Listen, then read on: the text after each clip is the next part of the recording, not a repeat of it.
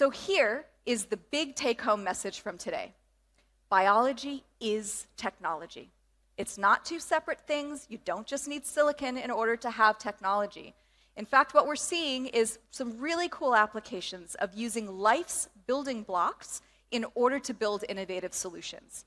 This is really important because when we look to nature, we're taking advantage of the 4 billion years of innovation that evolution has carried out on this planet. We don't have to be the smartest things out there and figure it out. Nature has already done a lot of that work for us. Let me tell you a couple of stories about how we're seeing that roll out today. So, for example, thanks to the pandemic, you've seen firsthand what I mean when I say biology is technology.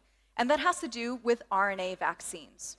So the way an RNA vaccine works, just as a quick reminder, is that some very clever researchers grabbed, it was an RNA sequence, you can think of RNA as being like compiled DNA code, took that sequence and figured out how to get just a piece of the SARS-CoV-2 virus and to get the instructions for making just that one little piece. That's what's in an RNA vaccine.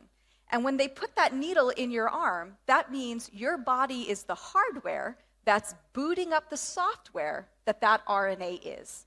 Your body makes a little piece of the SARS-CoV-2 virus, just a little piece. That's why these vaccines can't give you COVID. Your immune system trains on that, and then it's ready for action when you do actually encounter the SARS-CoV-2 virus. Now, what's interesting is that this type of technology, mRNA vaccines, were not invented in response to COVID. This technology is more than a decade old, and it's been in work for cancer vaccines for more than a decade. And in fact, today we're seeing some really interesting clinical trials in which Pfizer and BioNTech are claiming that they can go from a patient biopsy to a personalized anti-cancer vaccine in 4 to 6 weeks. If that holds up through larger trials, that is an absolute game changer.